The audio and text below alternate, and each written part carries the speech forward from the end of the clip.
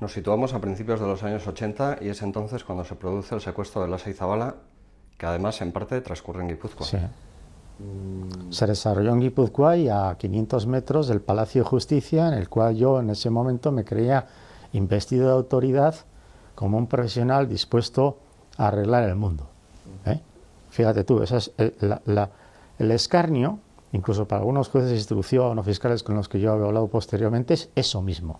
Creerte que hay cosas que, en fin, que hay que hacerlas de una determinada manera y en tu misma ciudad, en otro edificio público, a no tanta distancia, está ocurriendo esto otro, que es exactamente lo contrario de lo que seguramente teníamos en mente o como ideal, al menos algunas personas. Terminas dándote cuenta de que lo que dijo Amnistía Internacional hace años en el tema de la tortura es que la humanidad se divide en dos partes, al 50%, que son los que no se lo pueden creer y los que no se lo quieren creer.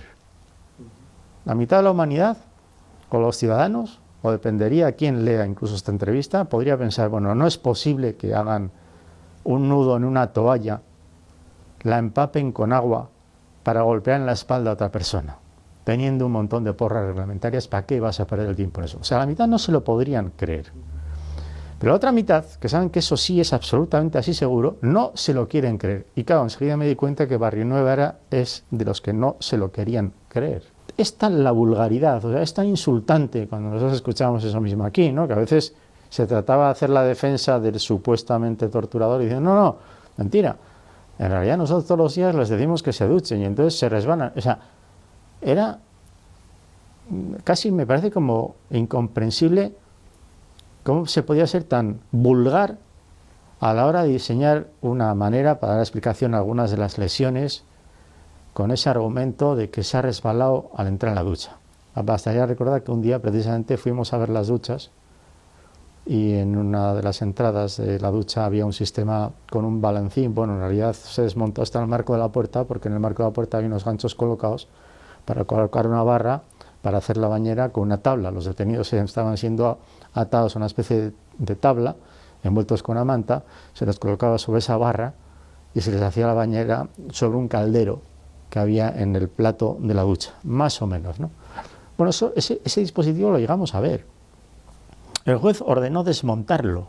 Baste recordar un ejemplo que no tiene que ver con las torturas, pero que yo lo utilizo, sobre todo cuando hay gente que enseguida te dicen que todo esto está planificado estratégicamente, pues por ETA y no sé qué y tal.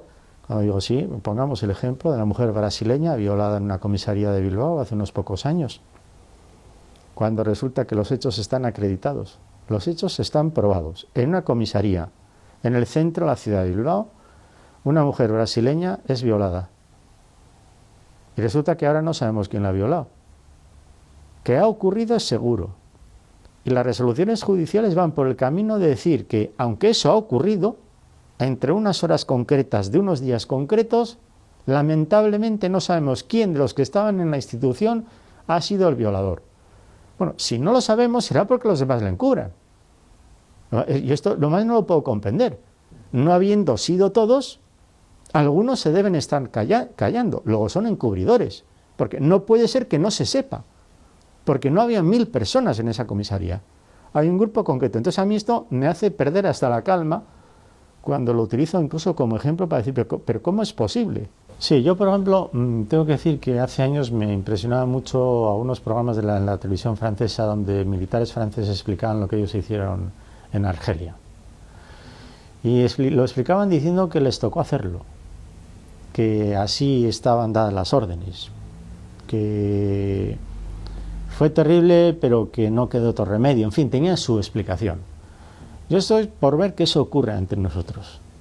Siempre me pregunto que quizás alguien algún día, quizás diga lo que sabe porque estaba al lado. Claro, seguramente no van a ser los propios responsables, pero otros que han escuchado, que han visto, porque los escondites dentro de las sedes policiales a veces existen, pero tampoco son tan lejanos como para poder haber tenido noticia incluso de que este grupo, estas personas, aquel mira lo que le ha pasado, uy, este cómo sale. Yo a veces creo que igual algún día tendremos alguna noticia de esto. Yo no sé si servirá para enjuiciarles o no.